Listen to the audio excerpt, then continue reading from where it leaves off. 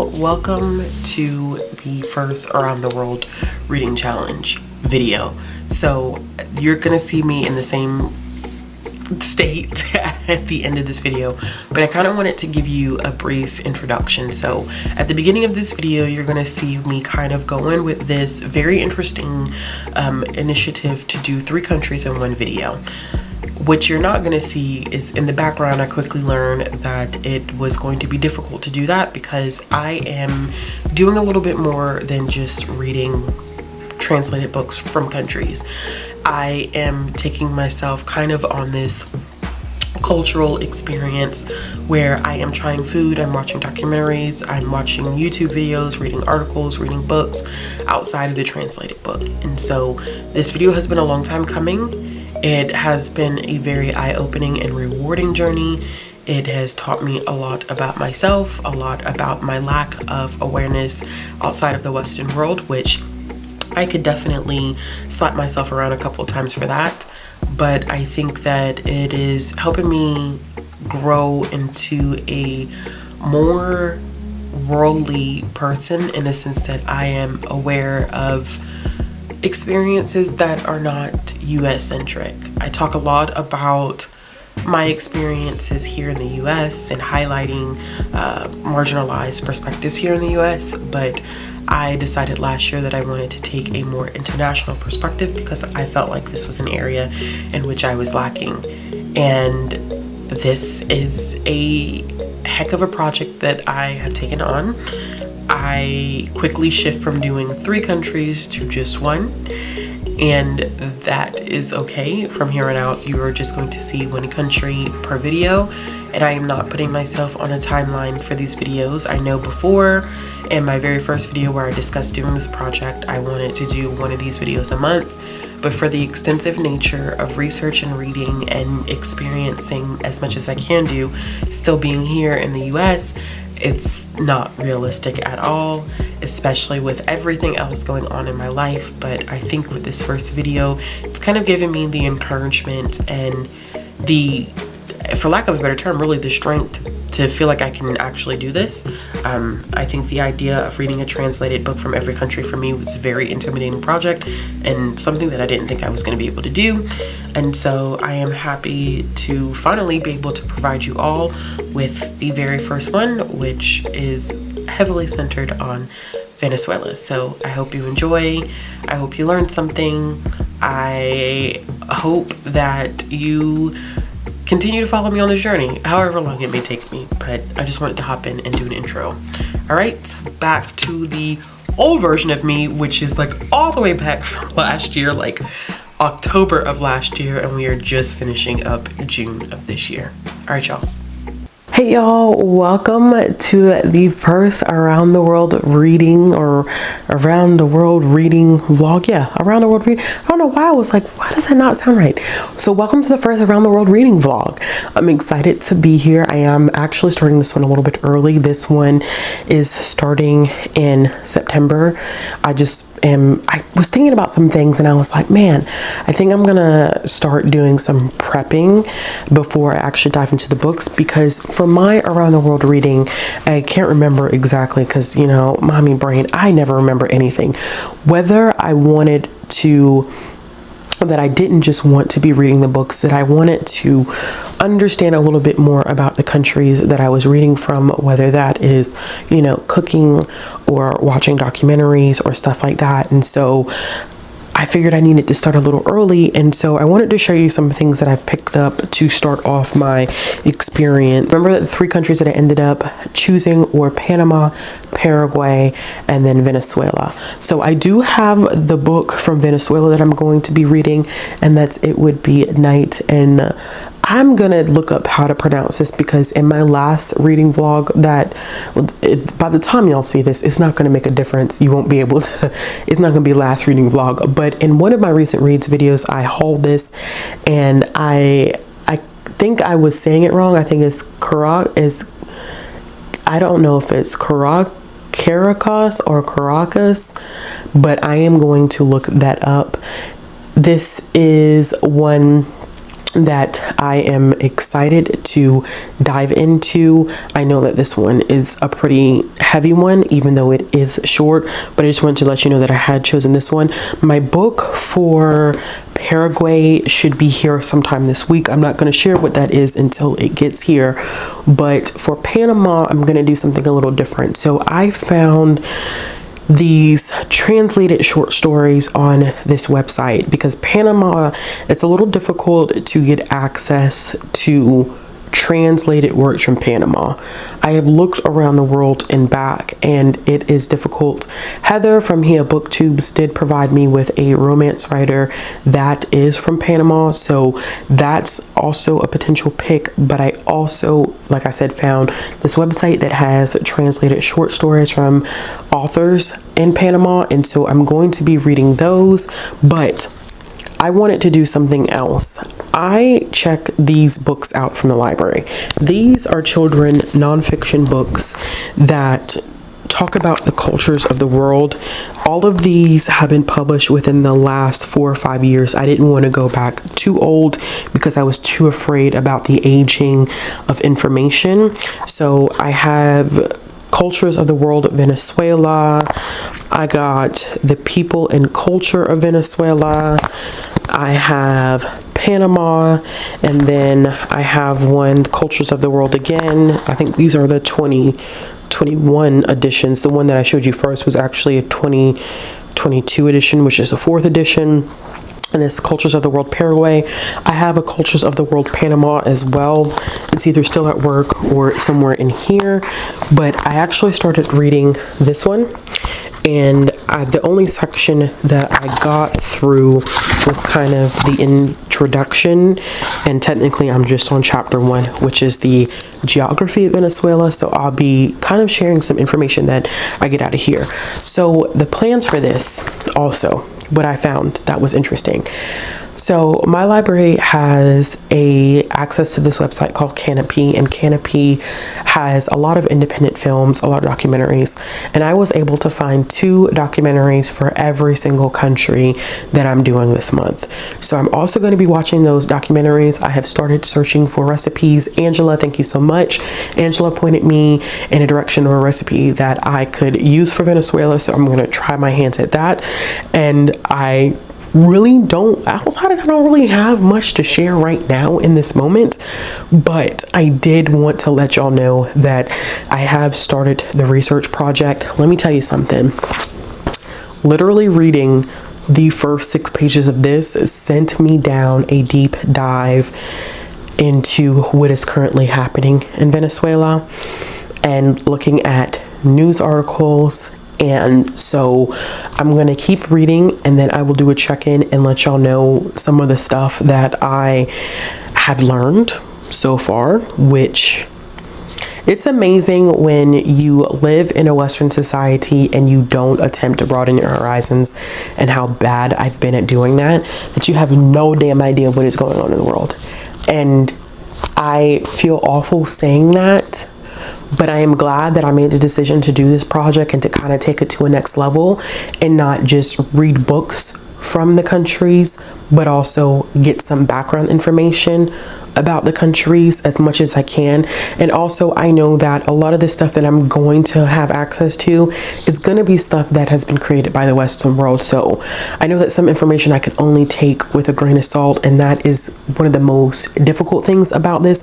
But I'm hoping by reading some of these translated works, I'm getting a more well-rounded perspective of these nations that I'm looking at. I'm not going to be experts, but I do like the idea of having some general knowledge, so I will slowly be making my way through this one first. I don't have time to read like a 500-600 page book about the history of each one of these countries. I would have to do these videos like every couple of months if I did something like that. So I thought children's nonfiction is a really accessible way to learn more about things, but in a smaller capacity. So it's not that the information is not as valuable, but I think it's easier to consume and quicker to consume. So yeah, this is going to be fun. But like I said, I just wanted to do the intro clip and let y'all know that I did check these books out and that I will be looking for books like this for every single country that I end up doing the videos on. And so when I read more of this, I will let y'all know, and then I will check in also and let y'all know what documentaries I ended up choosing.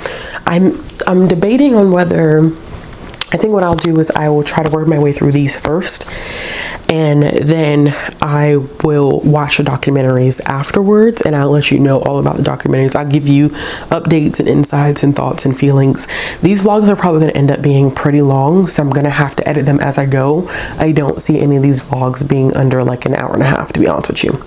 Not gonna even lie. There's so much information out there that I want to share, and so much that I feel like I'm going to be learning during this entire process that it's just like no way that I am going to be able to just kind of like skim through stuff. So it's going to be pretty long, but that is it. And whenever I make some progress, I will check in and fill y'all in on what I have been learning.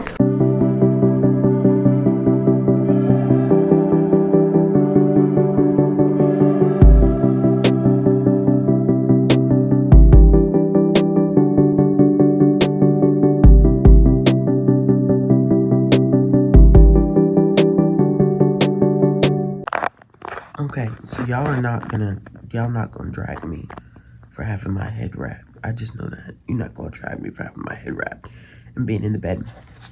I just wanted to do the second official update for this vlog. I've been planning to do this week by week, so this is the first week of October, right? And my plan is to focus primarily on Venezuela this week. And, well, because October is longer, I actually could take like a week and a half to do every single country. I think it works out where I could do like a week and a half. So I decided to go with Venezuela first because my book for Paraguay, it was doing some really weird things. United States Postal Service was doing some very, very weird things. Like, it said that it arrived, and then I had gotten a notice like 2 days later that it was back in Georgia, which didn't make any sense whatsoever. But the seller and I chatted, and because I got the book secondhand, and it said that it arrived today. I'm definitely gonna have to start that one sooner than later. That one is 400 pages. Don't ask me what I was doing. I just was doing the thing. So, by the way, there is kind of like it's not a flea market, but it's kind of like a flea market where I live. And there is this food truck that does authentic Venezuelan food, which I didn't know. I just was Googling, like, where to find authentic, if there was. I live in the South, so there's that. But I was looking to see if there was a place that did authentic, like, Venezuelan food. And there's a food truck that's there every Saturday that does authentic Venezuelan food. So I'm getting ahead of myself because this is the excitement. So I'm going to take my daughter there on Saturday. We're going to see if we can find this food truck. And I want to try food from them, which I think it's an arepa. I feel like I'm saying that so wrong. And I know that there's like some contesting between Colombia and Venezuela as of like who came up with it first. But I know it's native to both countries. So they make all different types. So I'm excited to try that out. But I did want to tell y'all, I am slowly making my way through Venezuela, Cultures of the World. And so the first section that I made it through was, and I have to sneeze. Excuse me. I made it through, let me see here, so I don't get this wrong. I made it through the geography. Geography is just it's not my thing, but it did cover climate, plants, and animals as well, which, if you're interested in stuff like that, I think it's very interesting. But geography has just never been like a strong interest point of mine, so I read it and I took the information in, but I'm in the part where I thrive. And so I'm on the history section, And what I do like is that the very first part of the history section that talks about the indigenous communities that are native to Venezuela and the different tribal groups and how they ended up possibly in Venezuela in that pre-Columbian area. So before colonization, there were 1 million people. It is presumed that there were like a million people that were living in Venezuela, and that 100% of that population was made up by indigenous peoples. And at the time of the publication of this book, only 2.7% of the community is indigenous, although many Venezuelans like have indigenous ancestry. And so that right there, before I even got to this section, the next section that I'm about to read is In Search of El Dorado, which you know what that means. Then the next section after that is a Spanish conquest and dictatorship and oil. And then I think it starts going into government.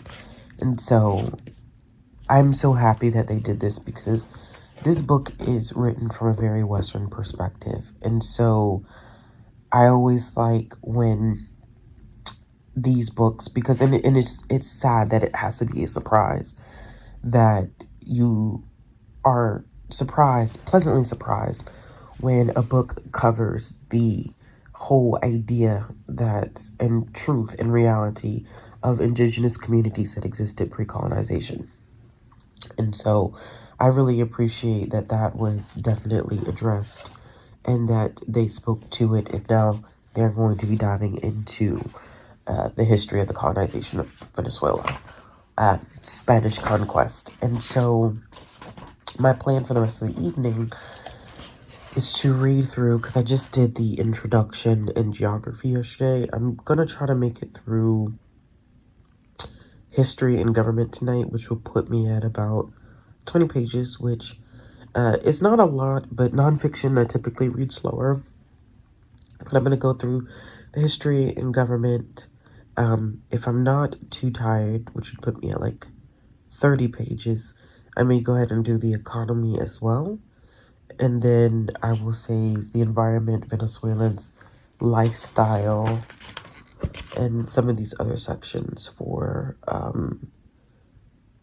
tomorrow and the rest of the week. So I'm hoping the goal should be really honestly is to finish this by Thursday. To finish this by Thursday. And to watch my documentary, if I can pace myself right. The goal is to watch a documentary probably on Friday evening, and then spend the weekend actually reading the book and trying food. And there's a drink recipe that I saw on the back of this. It's like Venezuelan fruit punch that I want to try to make. But that will be kind of like the plan for the rest of the week for Venezuela. I am hoping to stay on task with this. But what I'll do is I will read another section of this, and then I will check in and let you all know what I have learned. And then, yeah, that'll be it for right now. I'm sorry, y'all, but I have to check in now. 2 pages into the history section, I did not know that America was named after the map maker Amerigo Vespucci. What in the world?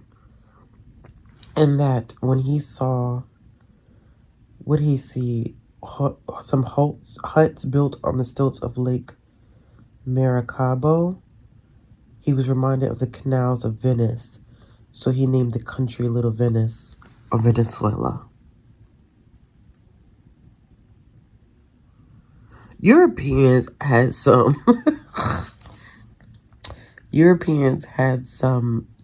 gall. Like, okay, so I'm just gonna go ahead and say we're in the section talking about El Dorado, basically how the legend of El Dorado got passed to Europeans because Christopher Columbus brought his ass over here, as he always does, as in all the tales. He brought his behind in this direction. I don't mean over here like as in where I'm at, but he brought his behind from Europe over to this side, to this side of the hemisphere. And of course, quote unquote, discovered, didn't do what he was originally supposed to do.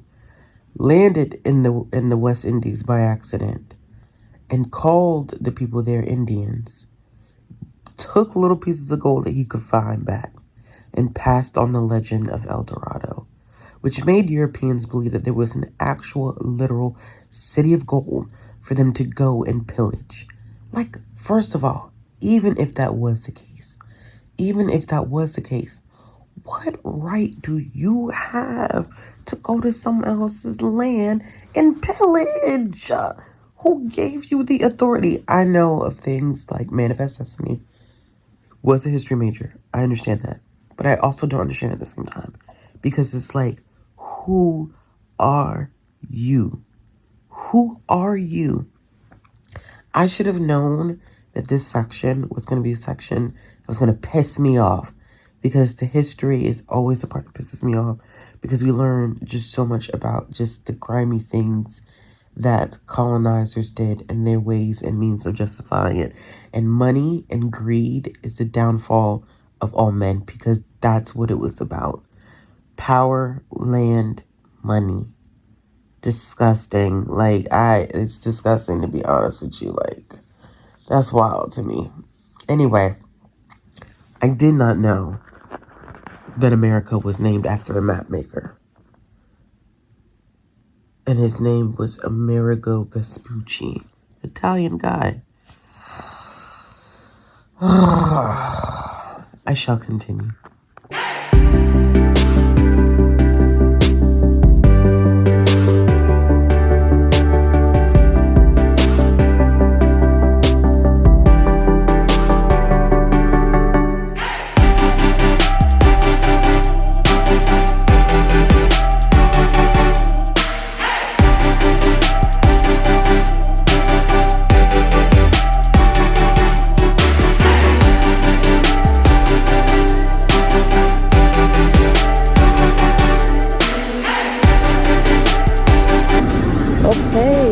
So the mission was to try different foods from the countries that I'm covering. So I got some Venezuela food. These are the cheese sticks that Angela was telling me about.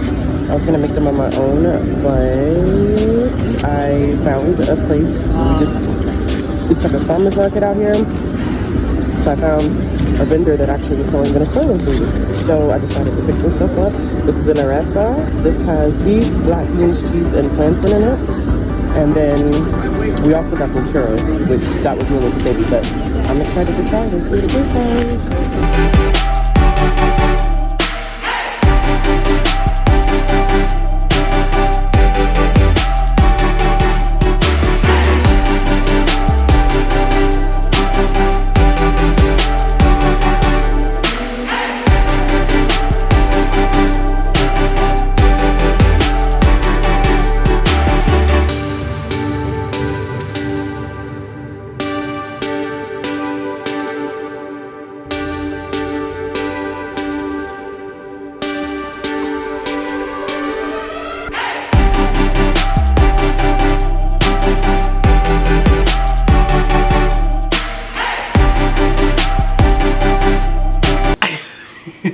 So I know a lot of people, when they end up seeing this vlog, are going to be like, oh my gosh, like what in the world has taken her so long to come up with content in this? So I just wanted to do another update.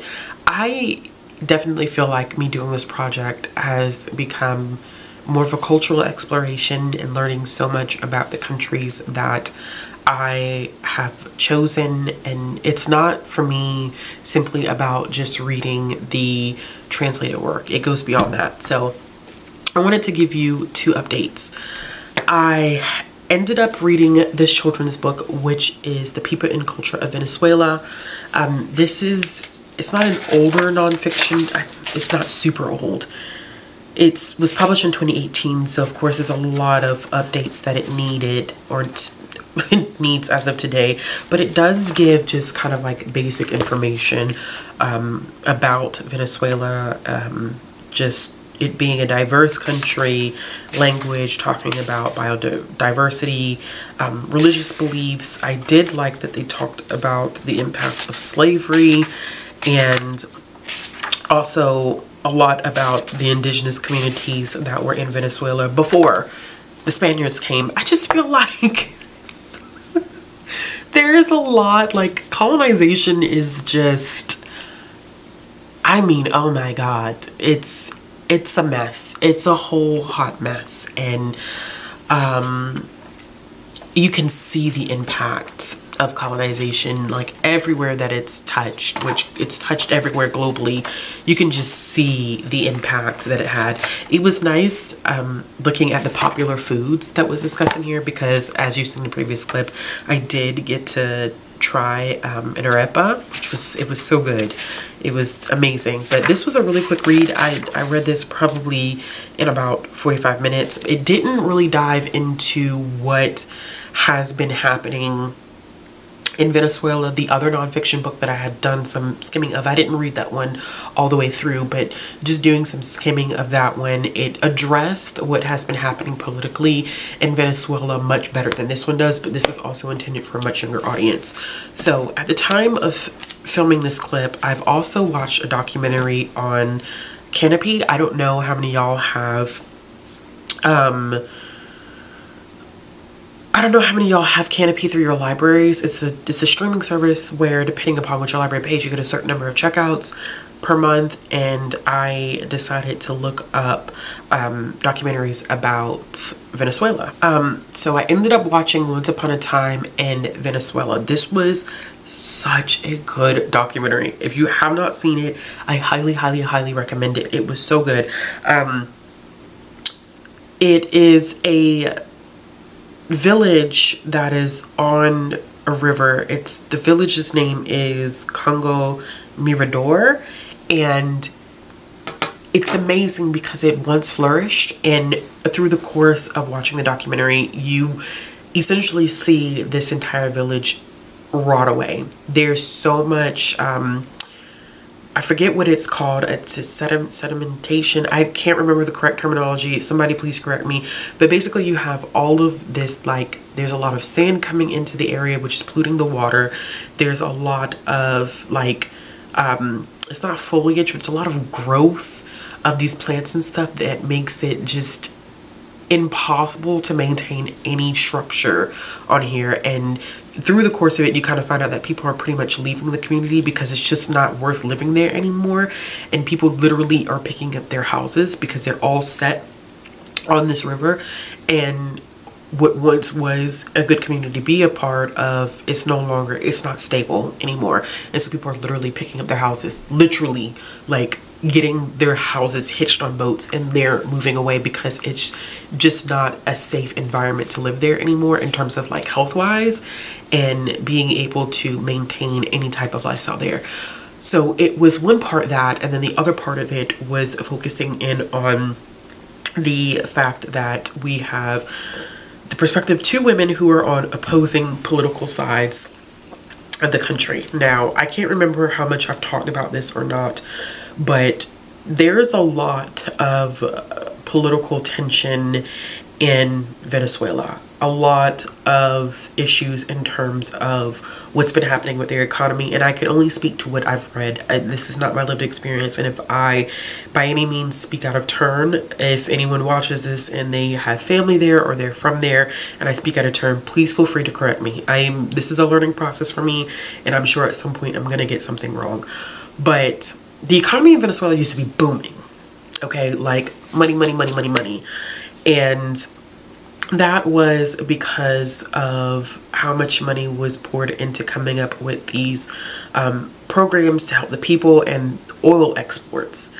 It was a huge thing, but eventually that didn't continue.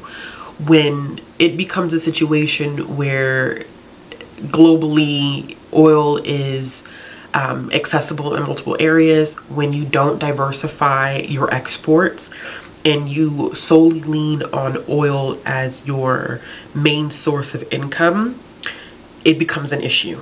Venezuela was huge. And right now, which is funny because it's all coming full circle. It's not funny, but I mean, it's the irony behind it. It's all kind of coming full circle a little bit. But once that happens, when you don't diversify your exports, you set your country up for failure. Even if you have the best of intentions, you know, you're being dependent upon this one item. And when it becomes accessible through a plethora of places, you're no longer the single source. And so the money that you may have once had coming in is no longer coming in. So you have massive inflation that has impacted Venezuela at this point. It is a humanitarian crisis. Why we don't know more about this, I have no freaking idea. I literally had no idea what, and shame on me for this, I had no idea that any of this was going on until I literally started doing this project, which is why people are like, well, why is it taking you so long? Are you even doing this project? This is why it's taking me so long, because I have literally been consumed by trying to understand the economic and political issues that are currently happening in Venezuela that is now creating a massive humanitarian crisis. I have watched YouTube clip after YouTube clip after YouTube clip. Now keep in mind, also balancing this out with everything else that I have going on in my personal life. I have been in the trenches of just watching just how wild it is. From watching YouTube clips where they literally are telling people, if you need surgery, you have to find the supplies yourself. Whether that is coming up with the I almost said epidural, which is not right. Coming up with the anesthesia, the bandages, everything that you need, syringes, whatever, the equipment, you have to provide that for the doctors. And you're thinking like, and from a place of privilege, especially being here in the US, as much as I complain about our healthcare system, I know that I don't have to go to a hospital and think about, okay, like I have to find supplies on a black market because I'm not, you're not going to be able to get them for me. Like, I know for a fact that I don't have to necessarily worry about that. But there are people in Venezuela right now who have to worry about stuff like that. Inflation is so bad that money is literally used for playing cards. You can burn the money because it means absolutely nothing. The money makes it's nothing. There's no value to it whatsoever. From that to literally like watching videos of like a child, which that I took a step away from deep diving into a lot of stuff because I watched this.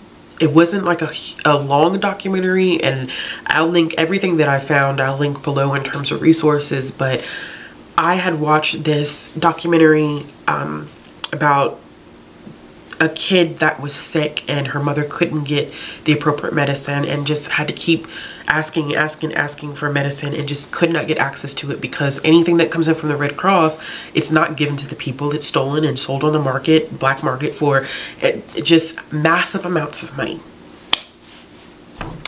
And so kids literally dying because they can't get a medication because people are taking it. Or they just can't get access to it and it's impossible to pay for it. And after watching that, I was just like, we have kids literally dying for no reason, and we have men in power just playing, you know, who has the bigger thing. When people are literally just, and people dying is one thing, and that's hard, but children dying because of foolish decisions that adults make really just, it hurts my heart. Kids begging and living in packs because of the fact that they have family that can't take care of them, or they have family that has left because they don't want to get stuck. Borders closed, you get stuck in Venezuela, then you do what? But then not really having any place that wants to take you in terms of asylum and being a refugee. So you have Maduro, who is supposed to be the rightful heir from when Hugo Chavez was in office. And my assumption is that most people do not feel comfortable with him being in office because of the turn that the country has taken. Now, Chavez was the one who implemented a lot of these programs in order to help people. But when, like I said, you make oil your main export, you don't diversify your exports, you end up in a world of trouble, and it puts you into a whole plethora of issues. So I guess I should go back and explain a little bit about where this is coming. Okay, so you have Hugo Chavez, who implemented these programs that were supposed to help the underprivileged, right? And using the money that was coming in from the oil in order to fund these programs. Well, unfortunately, it led to overspending. It led to an inability to maintain. So, like I said, Maduro was supposed to, he was quote unquote the rightful heir after Chavez. Well, Chavez is not recognized by everyone globally. In the global community, he's not recognized by everyone as the standing president of Venezuela, although there are countries that say by vote he is the one who's supposed to be leader. Now, there's a lot of corruption that I believe, if I'm remembering correctly, started with Chavez and has gotten worse since Maduro has been in office. But you also have a contender who is recognized by more global communities, Juan Guaido. If I'm saying his name right, or if I'm saying it wrong, please forgive me. He was recognized by a lot of nations globally, particularly the US has been very consistent in backing him and being his staunch supporter, and that's the rightful person who's supposed to be running Venezuela. As of the time that I am filming this, Juan Guaido actually has been pushed out.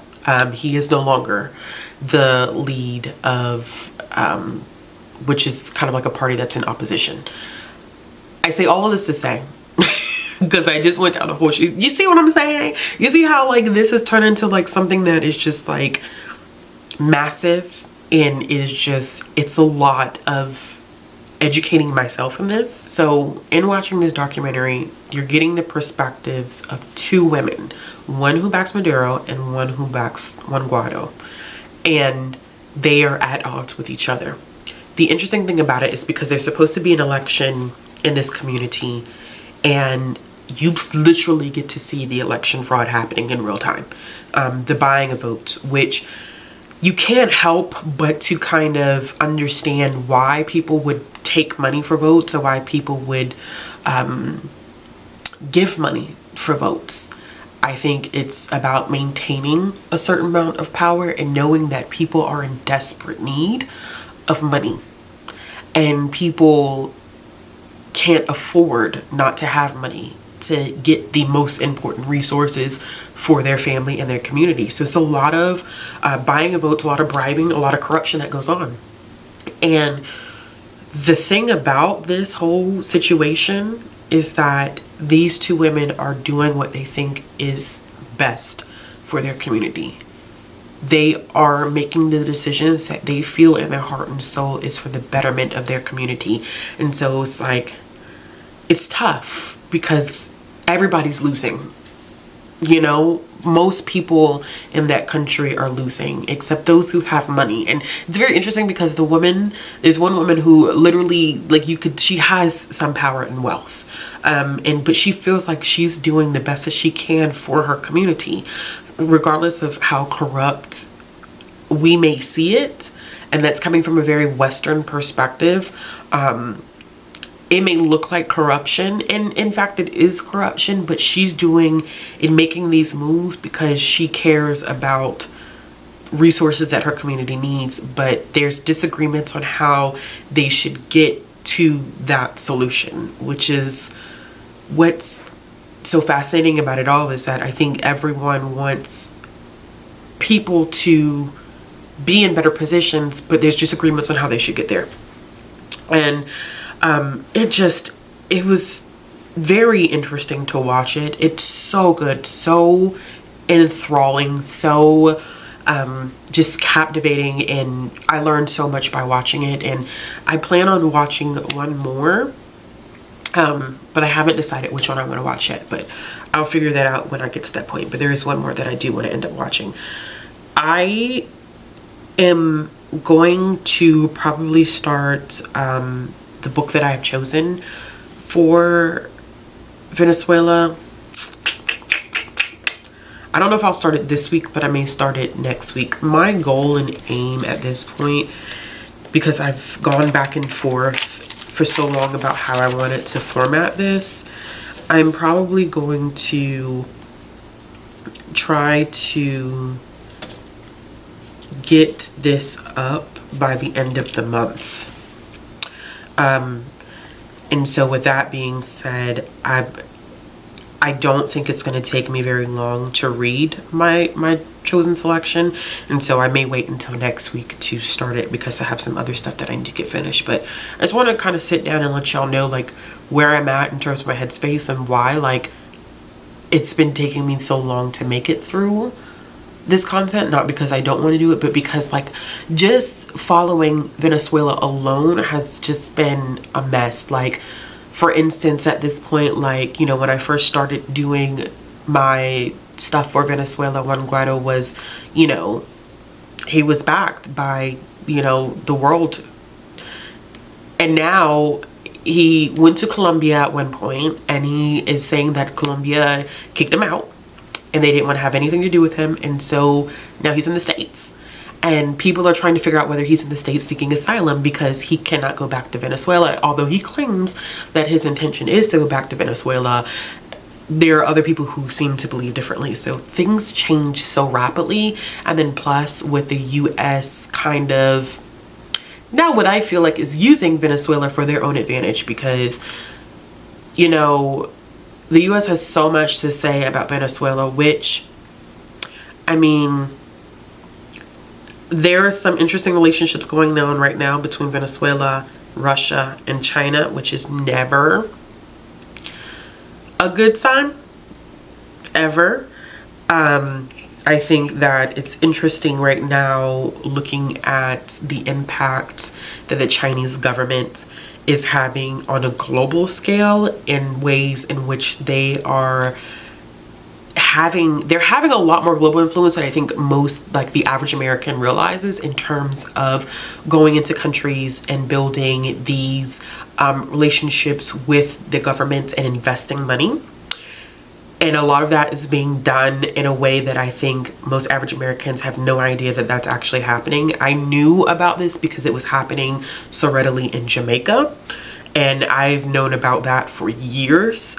But now it's happening all over the world, and a lot of people don't realize that it is happening. It's increasing the sphere of influence, I think predominantly through economics. And so there's some, Maduro has been in conversation with the ambassador from China and working to rebuild their relationship. He's adamantly spoke out against the attempted assassination of Putin.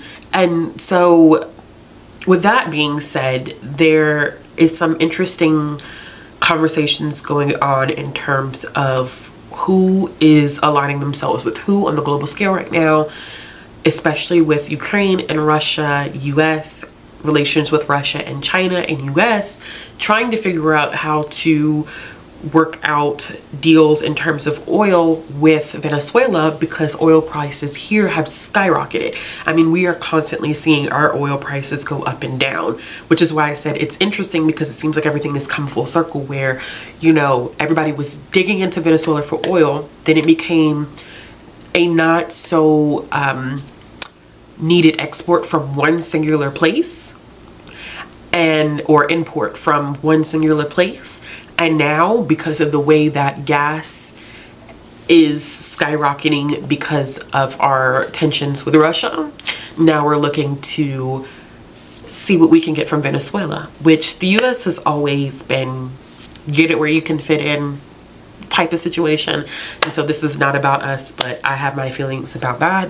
But I'm just wondering how this is going to play out on a global scale, because I don't think people realize, like, one, the humanitarian crisis that's currently happening in Venezuela, what the US has to do with that, because the US just does not, like, they don't want to get involved. But right now it's benefiting them, so now it's, you know, questions on the table about stuff. and just seeing what this election is going to be like, because Venezuela is supposed to have an election next year, 2024. And right now, even with Juan Guaido kind of kicked out of his party has effectively removed him and said that he's not strong enough to stand up against Maduro and his party. None of them can even run for office technically. The way that Maduro has set up the government, like, nobody can run for office against him. So and it's supposed to be a fair and free election. It's just a very unfortunate situation, and humans are suffering because of power plays that men are making, and it's heartbreaking, and my heart goes out, and I feel so defeated, because it's like one of these things where I'm like, I see a humanitarian crisis, and it's like, well, what can I do to help? Because even if, you know, you're giving stuff to the Red Cross, when the Red Cross delivers this stuff, like, the stuff is not getting to the people. And so it's like, what do you do? How do you help? You know, how do people, you know, people are trying to leave Venezuela, but at this point it's kind of like, where can you go, because nobody wants you? It's just, it's tough. But I'm probably going to start the book next week, but in the meantime, I think I'm going to watch one more documentary and just keep checking in with the news and stuff like that, and see, like, how I'm feeling about stuff. But yeah, I will be doing another check-in soon. Good morning. So we are finally in the process of wrapping up this first part of the Around the World Reading Challenge, which has been months in the making. So what I'm going to do now is I'm going to listen to my pick for the country of Venezuela. It would be Night in Caracas, and I don't think it's not a long audiobook. Of course, naturally, I'm going to take my time with it, but I probably will start and finish it today. I was going to do one more documentary, but I think that I enjoyed the one that I watched, so I think I'm just going to stick with that one and then just go from there. So I will update y'all as I read It Would Be Night, and then we'll go ahead and wrap this one up. Good morning. Okay, I just wanted to do a really quick update. I started editing the video last night for this vlog, and it's 40 something minutes already. I think it's like 49 minutes, or 40, in between 45 and 49 minutes. So I'm glad that I just decided to stick with one country, because there's no way it would have been incredibly too long. So I did make it, I would say, about halfway through It Would Be Night in Caracas. And I am going to say, I did go and I looked at the reviews, which I probably shouldn't have looked at the reviews, but I did go and I looked at the reviews because I just wanted to see what people were saying. And so one of the things about reading this book is, I'm going to go ahead and point out, is that it helps to have context of what is happening or what has happened in Venezuela. I think that if you go into this and you don't have any context, I'm not sure what people are looking for in terms of, like, thrill or action. Like, it's true horror. Like, clearly a lot of this is written from the author's experience being in Venezuela. But I think that people were looking for something that was, I don't know, I've seen like, oh, it just wasn't like as fast paced, there wasn't as much action as I anticipated. I'm like, this is based on real life experiences. The fact that this is not imaginary, this is not something that's make-believe. Like, you know, people are actually going through these things. And so when I was reading the reviews, I was just kind of like, well, I'm confused on what people were anticipating or looking for in terms of the plot of the story. I don't know. I think context in this situation does help. I will say that I do agree with the assessments of the writing style. The writing style is a little bit difficult to get adjusted to, in terms of the fact that the author plays with both present and past timelines. It gives context for how Venezuela was and how it transitions into what it is now. But I think that the author doesn't really do a good job of kind of giving you some leadway into those time jumps. I think I always struggle with any writer who has, you know, different timelines going on through their book, but it's kind of chaotic in some ways. It's very abrupt, and I don't do well with that in terms of writing style. But we are focusing on a main character who is in Venezuela. She has basically prepared for her mother's passing, her funeral, and so we are following her day to day of what it's like to live in Venezuela, like, you know, post her mother's passing, which is a lot of chaos, a lot of things not going the way that she wants them to go, food being rationed, people disappearing, people getting arrested and disappearing, people not knowing where their family members are and assuming that they are dead, fight for just property, like having somewhere stable to live, not having electricity all the time, having to hide what you have access to for fear that someone could possibly attack you for having something that they need. And so it's that kind of that look at how when humans are in crisis mode, anything is game. People who you don't think would turn violent, people who you don't think would be criminals, do engage in criminal activity because it's a means of survival at that point. And so we get to see a little bit of that it is really people doing whatever they can to survive, whether that is bullying, whether that is siding with certain people in order to gain an upper hand. Then they typically wouldn't do that. And I do like the paralleling of what her life was like prior to what is currently happening politically and economically in Venezuela. But like I said, the transitioning between that is kind of abrupt. So I'm gonna keep reading it. I plan to finish it today and hopefully get this vlog up tomorrow. So my battery is about to die and I'm trying to close out this vlog. What is new? What is new with me? What is absolutely new with me? So I did end up finishing It Would Be Night in Caracas, and I am thinking I'm gonna give it 4 stars. I think that a lot of what I've been seeing with reviews, as I was saying earlier when I was driving in the car, is that I think the messaging behind this has been lost in people searching for something that they're not necessarily going to find in this book. This is a look at what I am assuming to be the author, who's a journalist, her experience, her own personal experience living in Caracas and having to leave, going through those changes of seeing your country one way and then seeing it essentially kind of fall apart. And there's a more complex conversation to be had, and I don't know if I'm the person to have it because this is not my experience. I'm not Venezuelan.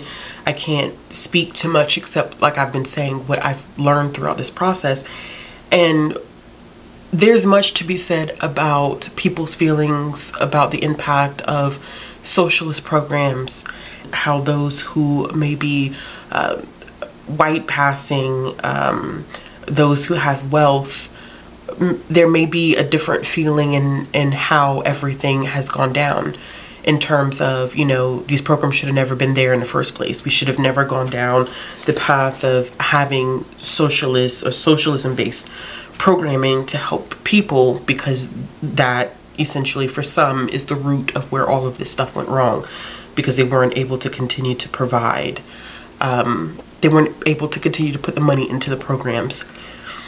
I can't speak to either side of that experience because it's not my lived experience. I think the only thing that I can speak to from what I've learned in this very, very short period of time is that these people are suffering.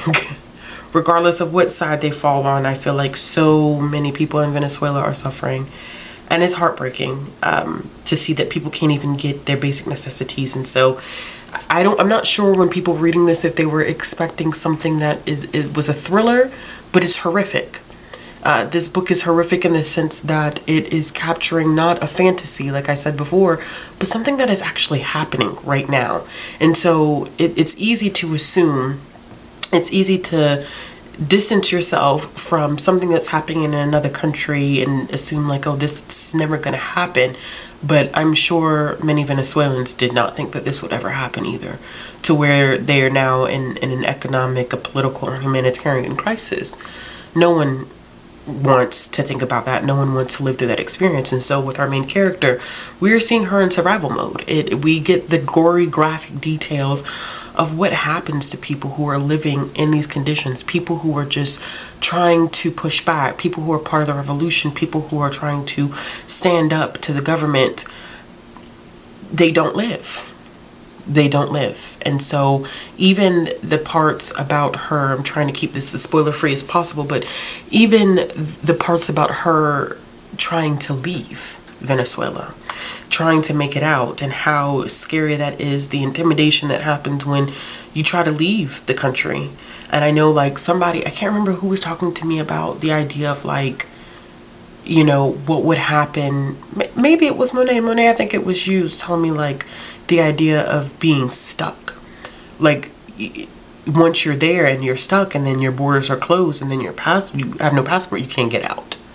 You're stuck in those living situations. And so I was reminded of that when I got to the part about her attempting to leave Venezuela and how scary it was. It made me nervous when she went through getting questioned. And I'm sure this is something that the author herself has experienced. And there's a final line in the book, which I'm going to read. It's not a spoiler, but it makes the title make sense.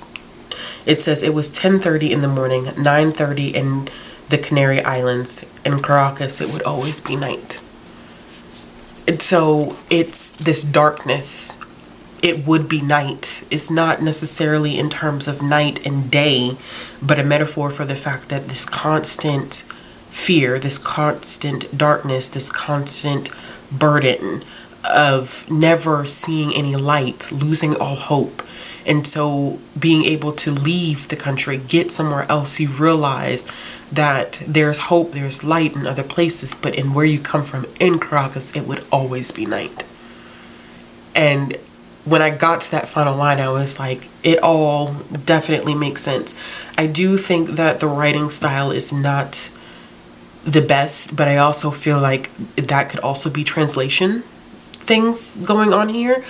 But I still am trying to figure out for the life of me, what were people expecting when they went into this? That that you were going to get some thriller, some mystery. This is not what this is about. This is capturing the experience of one person who lived in Venezuela during this time, and is giving a view of how dangerous and disheartening and tragic the situation is.